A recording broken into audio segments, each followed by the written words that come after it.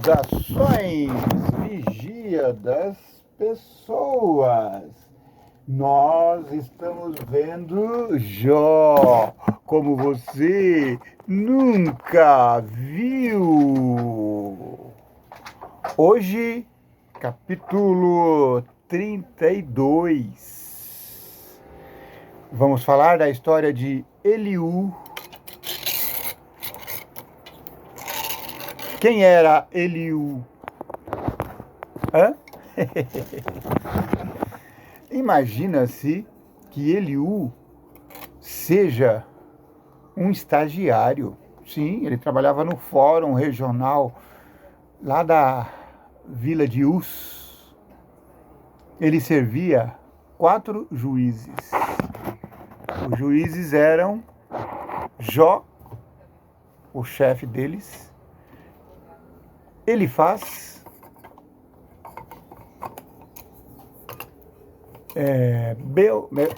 Bildade e Zofar. Eram 3 juízes que serviam no fórum de Uz. Estou tentando organizar a luz aqui. Isso, acho que assim ficou bom. Muito bem. Você está no canal Vigia das Pessoas. Estamos maratonando a história de Jó. Com a graça do Senhor do céu, o Vigia das Pessoas, vamos terminar ainda hoje. Então, resumindo, Jó ficou muito doente, seus amigos vieram visitá-lo, e aí se travou um debate em torno das motivações de sua doença. O pior é que até o próprio Jó também acreditava que a doença era imposta por causa de sua condição pecaminosa. Eles criam naquele tempo que o pecado traria danura para a pessoa. Doenças, má sorte. Na verdade, quase 2000 anos depois, quando Cristo viveu aqui na Terra, eles também pensavam nisso. Até que os discípulos disseram: Senhor, quem pecou? Esse cego é cego de nascença? Ou os pais dele? Ou seja, se alguém nasceu cego, alguém deve ter pecado. Hoje ainda a gente pensa assim, sabia? A gente tem mania de pensar que alguém que esteja sofrendo, vai saber o que essa pessoa aprontou ao vigia das pessoas.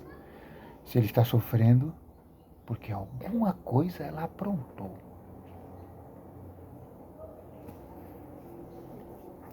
E no debate,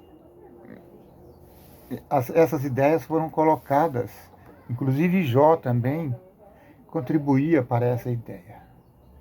E aí, nesse caso específico, ele fala: não, eu estou inocente, eu não cometi pecado algum.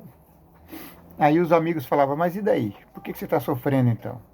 Aí ele falava: é verdade, o sofrimento é consequência de pecado. Mas eu estou inocente. Quem está me impingindo essa desgraça toda é o próprio Deus, o Criador. E aí foram 3 sessões de debate, né?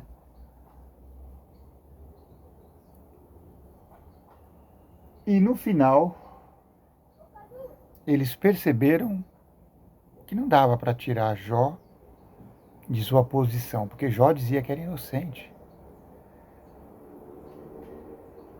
Tinha um garoto, provavelmente um estagiário de um desses juízes, acompanhando a discussão.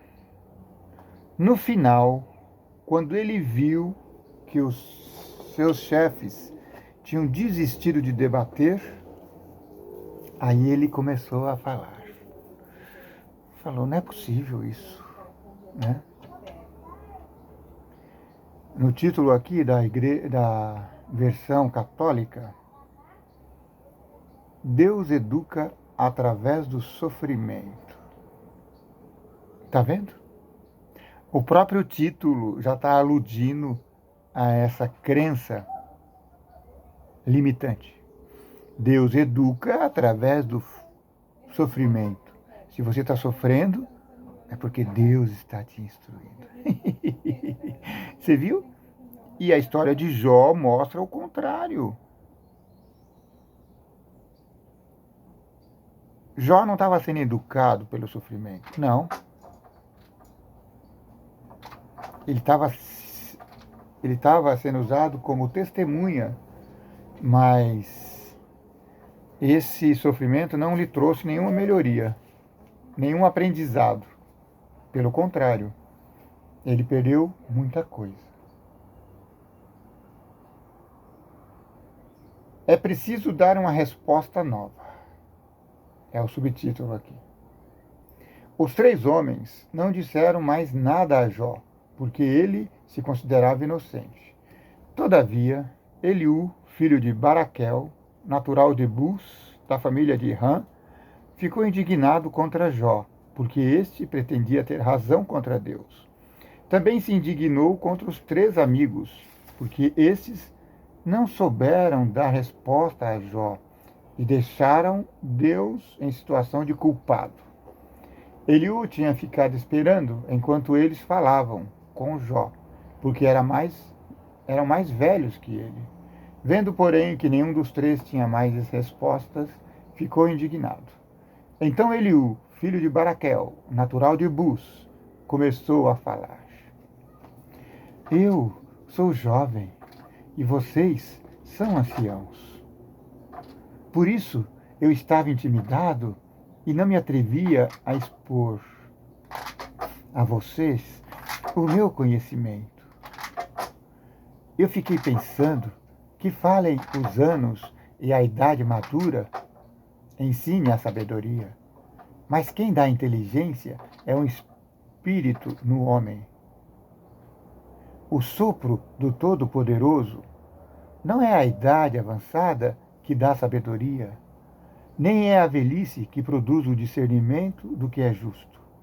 Por isso, peço que vocês me escutem, e eu também vou mostrar o que sei.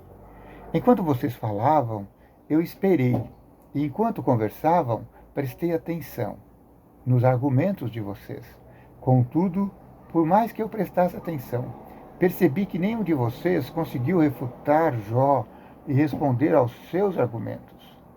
Não digam que encontraram uma sabedoria que, além de Deus, ninguém pode refutar. Jó ainda não discutiu comigo, e eu não vou responder a ele com os argumentos de vocês. O pequeno Eliú está mentindo. Vocês vão perceber por quê. Aí, eles estão desconcertados e nada respondem, porque lhes faltam argumentos. Será que devo ficar esperando, já que eles não falam mais e não sabem o que responder a Jó? Pois bem, quero tomar parte na discussão. Também eu vou mostrar o que sei, porque tenho muitas coisas a dizer e elas me pressionam por dentro. Minhas entranhas estão como barris novos que o vinho arrebenta ao fermentar. Na versão de hoje ele diz assim: eu estou a ponto de explodir. Vou falar e me desafogar, abrindo os lábios para responder.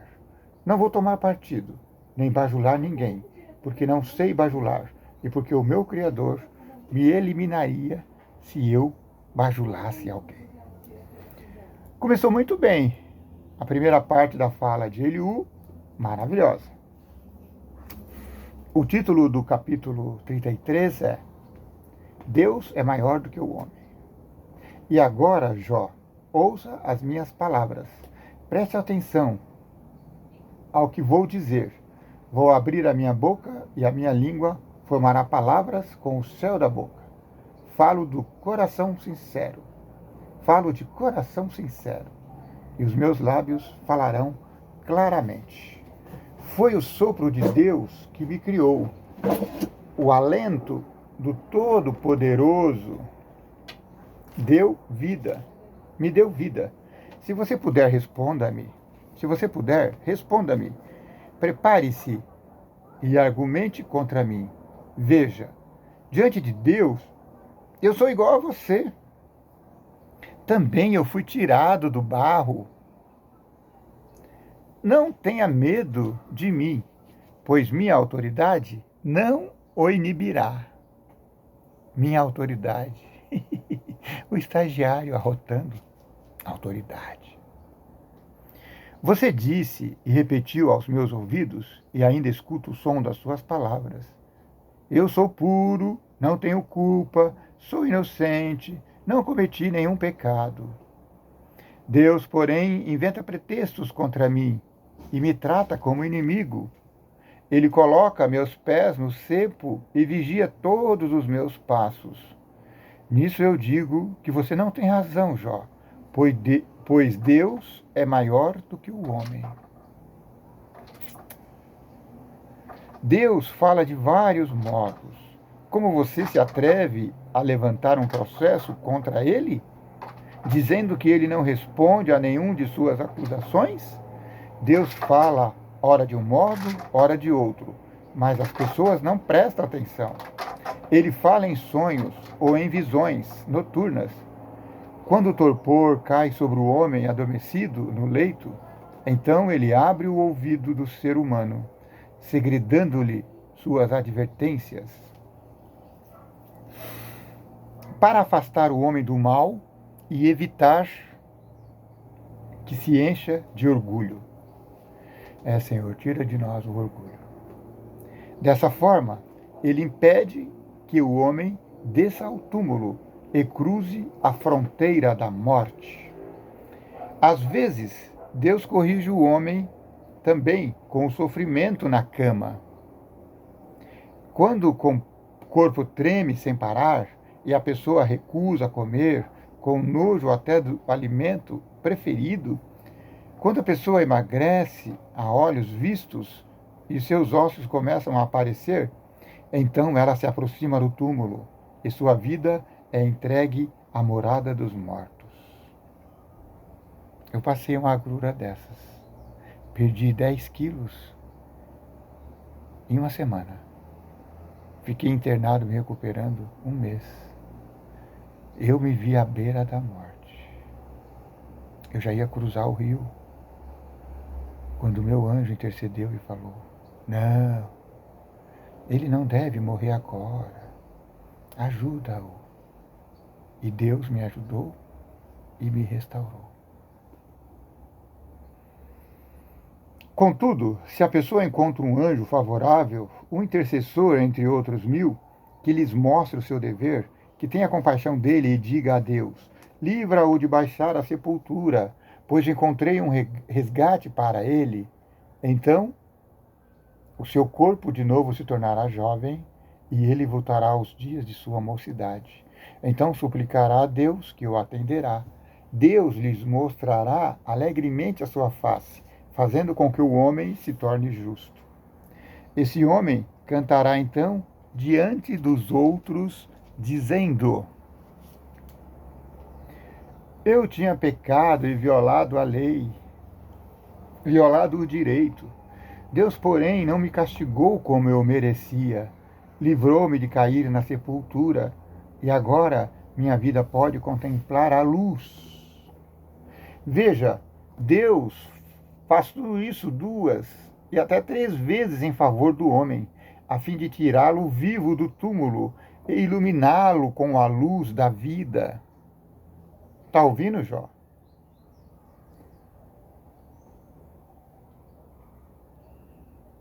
Preste atenção, meu amigo. Escute-me. Fique em silêncio enquanto eu falo. Se você tem algo a dizer, me responda. Pode falar. Estou disposto a dar-lhe razão. Se você não tem nada para falar, então escute-me. Cale-se e eu lhe ensinarei a sabedoria. Veja, na segunda parte do discurso de Eliú, ele passa de estagiário, inocente, respeitador ali, e agora, em um capítulo, ele se torna o sábio. Eu lhe ensinarei a sabedoria. Tá certo que ele acabou de ouvir Jó dizer que o temor do Senhor é o princípio da sabedoria. Então, que a sabedoria seja o se colocar diante de Deus. Deus é justo. Eliú continuou dizendo: sábios, escutem as minhas palavras, e vocês, doutores, prestem atenção. Assim como o ouvido distingue as palavras e o paladar saboreia os alimentos, está vendo? Essa é a ideia do discurso de Jó. Também nós podemos discernir o que é justo e reconhecer o que é bom. Jó afirmou: sou inocente, mas Deus se nega a fazer-me justiça.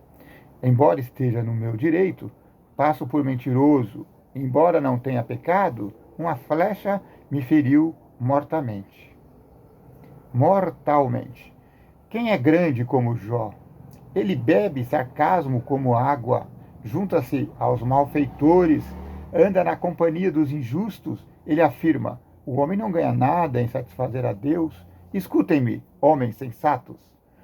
Longe de Deus praticar o mal, longe do Todo-Poderoso praticar a injustiça. Nisso o pequeno Eliú está sendo sábio. Deus paga ao homem conforme as suas obras e retribui a cada um conforme a sua conduta. Deus, na verdade, não age de modo injusto. O Todo-Poderoso nunca viola o direito. Por isso que ele cria que se Jó estava sofrendo é porque ele tinha pecado. Quem confiou a ele o governo da terra? Quem lhe entregou o mundo inteiro? Se ele pensasse apenas em si mesmo e retirasse o seu espírito e o seu sopro, todas as criaturas morreriam no mesmo instante, e o homem voltaria ao pó como era. Se você é inteligente, escute-me, preste atenção ao que vou falar. Quem é inimigo do direito conseguiria governar? Você se atreve a condenar o Supremo justo? Ele é capaz de dizer a um rei: você é um homem vil, e a um príncipe: você é um homem injusto. Deus não é parcial a favor dos poderosos, nem favorece o rico contra o pobre, porque todos são obras de suas mãos. Eles morrem de repente, no meio da noite.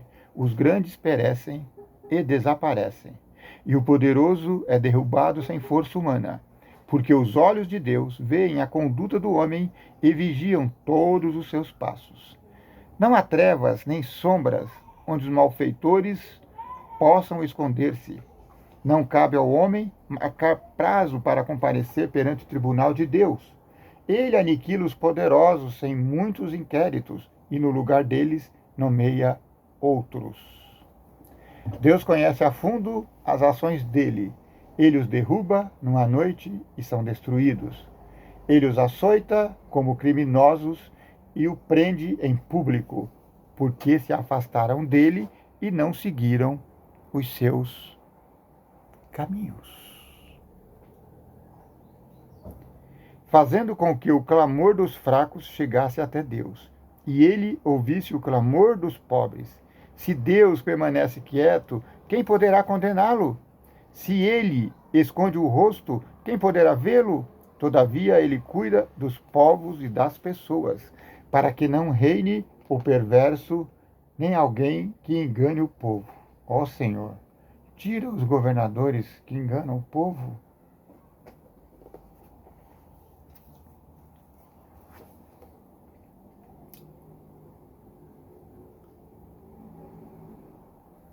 Diga apenas isto a Deus. Eu me entreguei, eu me enganei, não farei mais o mal. Ensina-me aquilo que eu não vejo. Se pratiquei o mal, não voltarei a fazê-lo. Será que ele deveria retribuir-lhe segundo as ideias que você tem? Hein? Já que você rejeita o julgamento dele, quem deve escolher é você. não eu. Vamos, diga o que você sabe. Os homens sensatos e os sábios que me escutam confessarão. Jó está falando sem saber. Suas palavras não têm sentido. Quero que Jó seja examinado até o fim por suas respostas, dignas de um descrente. Porque ao pecado ele ajunta a revolta, ele semeia a dúvida entre nós e multiplica seus protestos contra Deus. Deus não atende os orgulhosos. Eliú continuou dizendo: será que você pretende ter razão quando diz, sou mais justo do que Deus? Ou quando diz, de que me serviu, o que foi que eu ganhei em não pecar? Vou responder a você e também a seus amigos. Olhe atentamente para o céu e observe as nuvens que estão lá em cima de você. Estão bem acima de você. Se você pecar, que mal estará fazendo a Deus? Se você amontoa crimes, que danos está causando para Ele? E se você é justo, o que é que Ele está dando? O que é que você está dando a Ele? O que é que Ele recebe de sua mão? Sua maldade só pode afetar outro homem igual a você. Sua justiça só atinge outro ser humano como você. As pessoas gemem sob o peso e a opressão e pedem socorro contra os poderosos.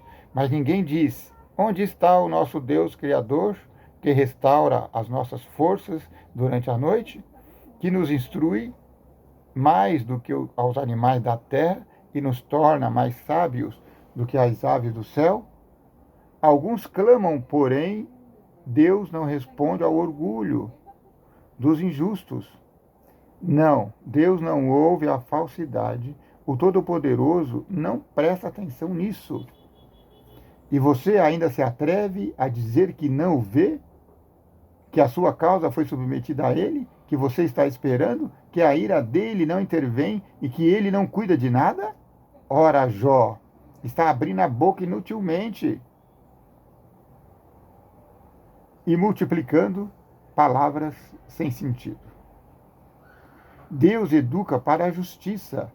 Eliú continuou dizendo: tenha um pouco de paciência e eu ensinarei a você, porque ainda existem outros argumentos para a defesa de Deus. Irei longe para buscar a minha ciência, a fim de dar a razão ao meu Criador. Meus argumentos não são falsos. Você tem diante de si um sábio consumado. Uau! De repente, Eliú virou um sábio consumado. Uau, uau, uau! Veja, Deus é poderoso e não despreza o coração sincero. Ele não deixa o ímpio viver e faz justiça aos pobres. Não afasta seus olhos dos justos. Ao contrário, ele os faz sentar em tronos reais e os exalta para sempre. Quando os prende em correntes e amarra, são os laços da aflição. É porque ele só quer denunciar suas ações e seus pecados causados pelo orgulho.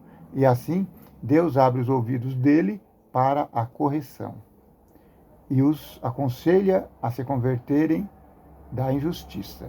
Se eles derem atenção e se submeterem, terminarão seus dias na prosperidade e seus anos no bem-estar.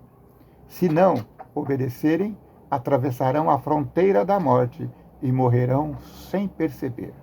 Os injustos, quando Deus os aflige, acumulam rancor em lugar de pedir auxílio. Eles perdem a vida em plena juventude e morrem com a idade das prostitutas. Vixe! Deus, porém, salva o pobre através da aflição e lhe abre o ouvido por meio do sofrimento.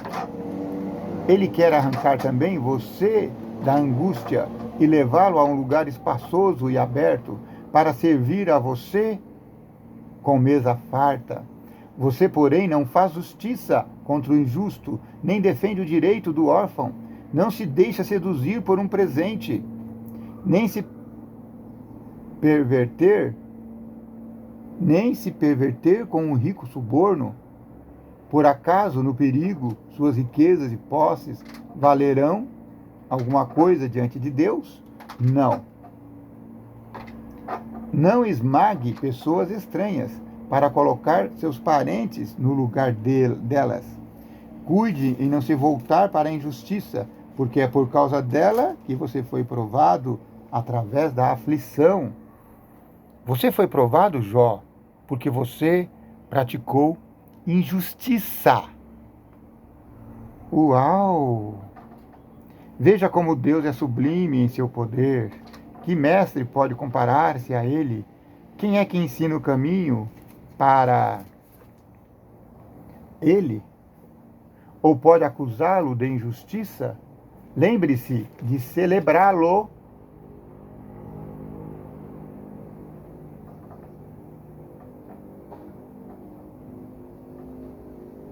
Que a humanidade cante para ele. Todos os homens as contemplam. Todos os mortais as admiram de longe. A grandeza de Deus supera todo conhecimento, e o número de seus anos é incalculável. Ele reúne as gotas d'água e de suas fontes destila a chuva.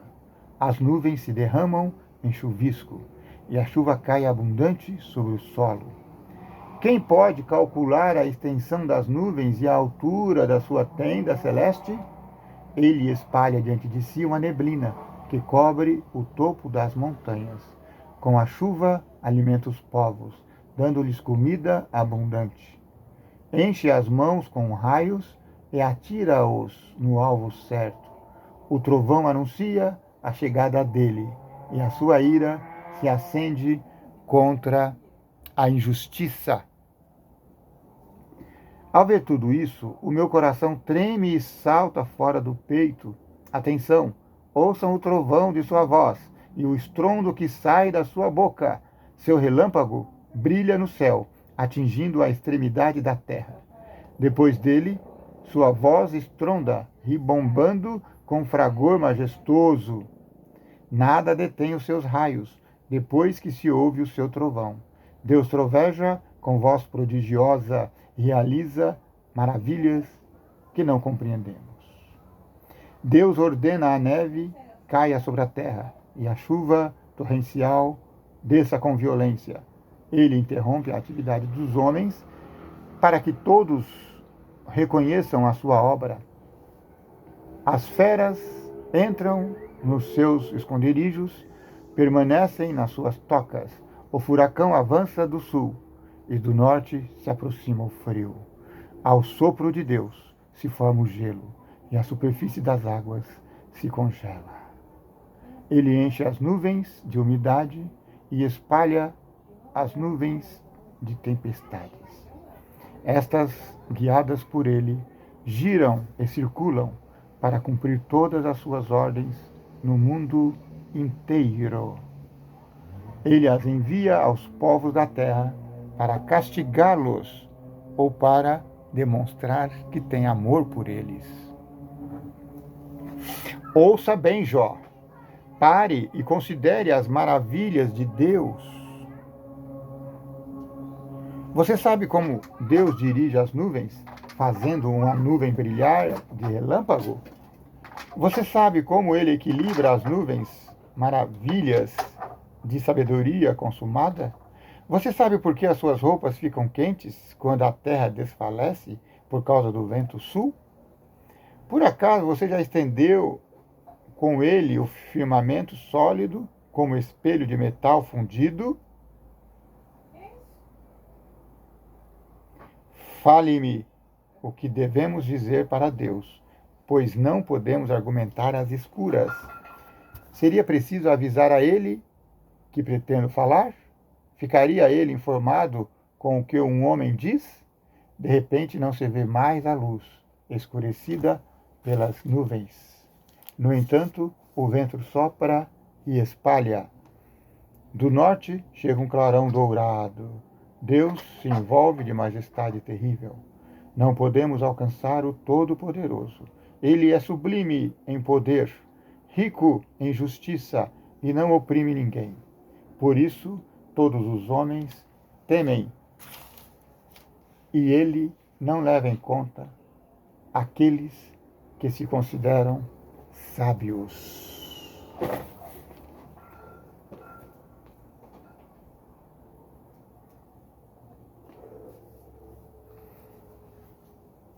Muito bem, esse foi o discurso de Eliú. Pobre rapaz, Eliú, o estagiário de Jó, falou tão bonito, não é? Começou com muita humildade, depois falou, eu sou sábio. De fato, ele falou palavras bem sábias. Ele usou argumentos, às vezes, argumentos que Jó tinha usado.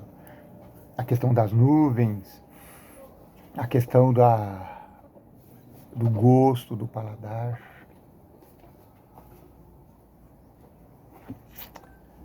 Só que esse discurso belo foi ignorado pelos amigos de Jó, que estavam cabisbaixos porque tinham perdido o debate, pelo próprio Jó, que não respondeu nada, e por Deus. Então, Deus, o Senhor da vida, Javé, fala por dentro do sofrimento humano. Então, Javé, do meio da tempestade, respondeu a Jó e disse, quem é esse que escurece o meu projeto com palavras sem sentido? Se você é homem, esteja pronto. Vou interrogá-lo e você me responderá. Vixe, agora o bicho pegou. Onde você estava quando eu colocava os fundamentos da terra? Diga-me se é o que você tem, se é que você tem tanta inteligência. Você sabe quem fixou as dimensões da terra? Quem a mediu com a trena? Onde se encaixam suas bases? Ou quem foi que assentou a sua pedra angular? Enquanto os astros da manhã aclamam e todos os filhos de Deus aplaudiam? Quem fechou o mar com uma porta quando ele rompeu, jorrando do seio materno? E Deus vai falando com ele. Responda, Jó. Você deve ser muito antigo. Você estava lá quando eu formei a terra? Você estava lá quando eu criei os animais? E aqui ele vai falando dos animais que criou, das maravilhas. Ele vai falando de como as coisas foram formadas, as estrelas, as constelações. Você sabe quando é que as camurças dão cria? Será que o búfalo aceita servir a você e passar a noite no seu estábulo? E o avestruz, que bate as asas alegremente? Ele é meio tolo. Ele corre muito, zomba de todo cavalo e cavaleiro, mas põe os seus ovos na terra quente da praia. E nem se atenta para o fato de que um animal pode passar e pisá-los. Fui eu que o fiz assim, estúpido Jó.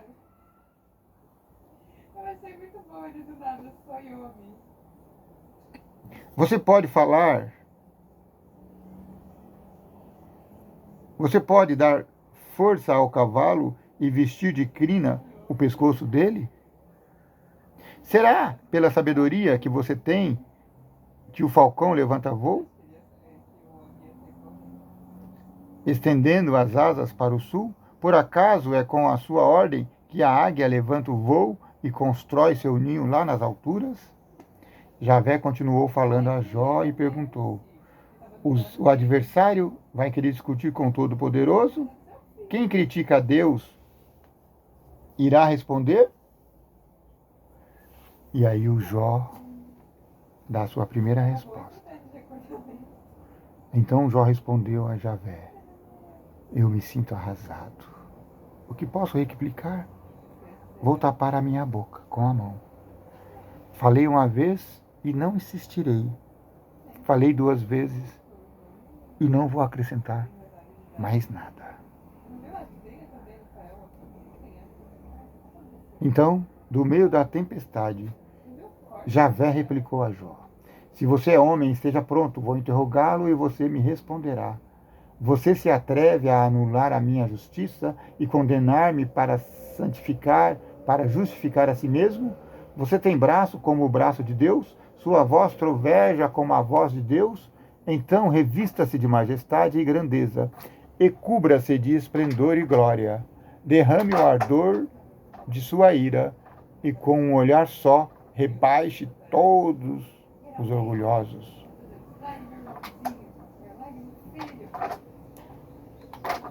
Aí Deus continua falando aqui da sua força. Ele fala do monstro Behemoth.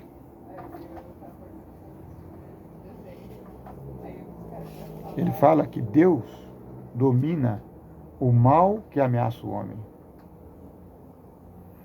Ele fala do Leviatã. Behemoth é um monstro, Leviatã é outro. Behemoth é monstro do deserto. Leviatã é monstro do mar. Você acha que o Leviatã vai pedir súplica a você? Vai deixar que você o trate com ternura? Será que ele faria uma aliança com você para você fazer dele o seu criado perpétuo? Você brincará com ele como se fosse um passarinho? Ou você o amarrará para suas filhas? Será que os pescadores o negociarão? Ou os negociantes o dividirão entre si? Poderá você crivar a pele dele com dardos ou a cabeça com arpão de pesca? Experimente colocar a mão em cima dele. Você se lembrará da luta e nunca mais repetirá isso. Porque você ficará sem mão, Jó. E aí ele continua falando do impacto, dos músculos fortes, da beleza. E Jó dá a sua última resposta e diz: então Jó respondeu a Javé: eu reconheço que tudo podes e que nenhum dos teus projetos fica sem realização. Tu dissestes: quem é esse que escurece os meus projetos com palavras sem sentido? Pois bem, fui eu que falei, Senhor. Eu falei porque não entendia nada. Não sabia das maravilhas que superam a minha compreensão. Tu disseste: escute-me, porque vou falar. Vou interrogá-lo e você responderá. Eu te reconhecia só de ouvir. Agora, porém, os meus olhos te veem. Por isso, eu me retrato e me arrependo sobre o pó e sobre a cinza. Uau! Javé terminou de falar com Jó e se dirigiu a Elifaz de Temã, dizendo: estou irritado contra você e seus 2 companheiros, porque vocês não falaram corretamente de mim, como falou meu servo Jó. Portanto, peguem 7 bezerros, 7 carneiros, e vão até o meu servo Jó. Ofereçam os animais em holocausto, e o meu servo Jó intercederá por vocês. Em atenção a ele, eu não os tratarei como a insensatez de vocês merece, porque vocês não falaram corretamente de mim, como falou meu servo Jó.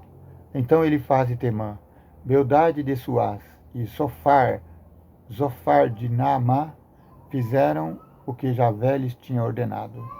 E Javé atendeu a oração de Jó, e seus amigos ficaram fortes, foram perdoados. Amém? Terminada a história do pobre Jó, podemos ver aqui no finalzinho que a riqueza que ele tinha antes, quando começou, lembra que nós comentamos só a vida pobre de Jó. O livro de Jó não mostra um homem rico, mostra um homem pobre, sem nada. A única possessão que ele tinha era um caco de telha com o qual ele se coçava. É esse Jó que você precisa compreender ao ler o livro de Jó. Não se ligue no fato dele ter sido o homem mais rico do Oriente. Isso não importa para Deus. O que importa para Deus é a fidelidade nesse período de pobreza, de escassez total. O único bem que ele tinha era um caco de telha e um punhado de cinza, aonde ele se chafurdava, coitadinho. Não podemos usar esse termo, é muito triste. Me arrependo no pó. Ah, que beleza, está acabando, que pena. Quando Jó intercedeu por seus companheiros, Javé lhe mudou a sorte e duplicou todas as posses. Seus irmãos e suas irmãs, só então seus irmãos apareceram. E os amigos e os conhecidos apareceram. Está vendo? Os únicos que hipotecaram fidelidade a Jó foram seus 3 amigos e aquele estagiário Eliú. Apesar de equivocados, eles estavam ali, dando apoio a Jó. Isso precisa ficar patente aqui na leitura do livro de Jó. Volte para Deus, volte para seu texto e procure compreender a vontade de Deus para a sua vida. Porque foi para isso que foi escrito essa história. Não para mostrar o sofrimento de Jó diante de tanta riqueza que ele só podia lamber com os olhos. Ou como dizia minha mãe, ver com os olhos e lamber com a testa. Então eles almoçaram em sua casa e o consolaram agora. Agora consolaram ele, que ele já tinha sido restituído de tudo, e confortaram pela desgraça que Javé lhe tinha enviado. Cada um ofereceu a Jó uma soma de dinheiro e um anel de ouro. Ou seja, Jó voltou a ser rico. E Javé abençoou Jó mais ainda do que antes. Ele possuía agora 14.000 ovelhas, o dobro do que tinha antes. 6.000 camelos, 1.000 jumentas, 1.000 juntas de bois e 1.000 jumentas.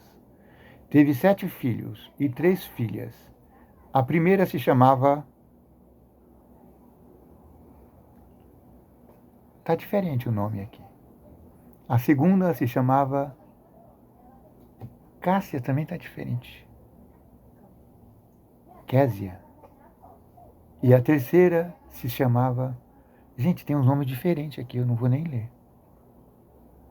A versão moderna diz, a linguagem de hoje, diz que a primeira era Gemima. A segunda se chamava Késia ou Cássia. E a terceira, que aqui está chamada Azevish, se chamava Querem Abuque. Eram as meninas mais lindas que aquela região viu nascer. Eu fui no dicionário e descobri o que era Querem Abuque. É o nome da terceira filha de Jó. Significa caixinha de joia. Ela era uma joia. Eram as meninas mais belas da região. E o seu pai repartiu a herança entre elas e os irmãos delas. Olha, isso aqui precisa menção. Antigamente, a herança era dividida entre os homens da família. As mulheres ficavam chupando o dedo. Mas Jó, numa expressão de justiça de Deus, repartiu a sua herança igualmente entre os filhos, inclusive as 3 filhas. E depois disso ele viveu ainda mais 140 anos e conheceu os seus filhos e os filhos dos filhos. E os filhos dos filhos dos filhos. Depois Jó morreu velho, em idade avançada, feliz, como o rei Davi. Ah, que delícia ler o livro de Jó. Nós vamos continuar esse estudo, viu? Depois de Jó começa o livro de Salmos. Ah, eu já sei que eu falei demais, mas posso ler só mais um salmo? Vou ler o Salmo 1, tá bom? Como gratidão a Deus, porque conclui hoje o livro de Jó. Foi uma bela maratona. Espero que você seja tão feliz quanto feliz eu fui ao fazer esses comentários. Salmo número 1. Deus se alia aos justos. Feliz o homem que não vai ao conselho dos injustos, não para no caminho dos pecadores, nem se assenta na roda dos zombadores. Pelo contrário, seu prazer está na lei de Javé e medita sua lei dia e noite. Ele é como árvore plantada junto d'água corrente, dá fruto no tempo devido e suas folhas nunca murcham. Tudo o que ele faz é bem-sucedido. Não são assim os injustos? Não são assim. Pelo contrário, são como palha que o vento arrebata. Por isso, os injustos não ficarão de pé no julgamento de Deus, nem os pecadores na assembleia dos justos, porque Javé conhece o caminho dos justos, enquanto o caminho dos injustos perece.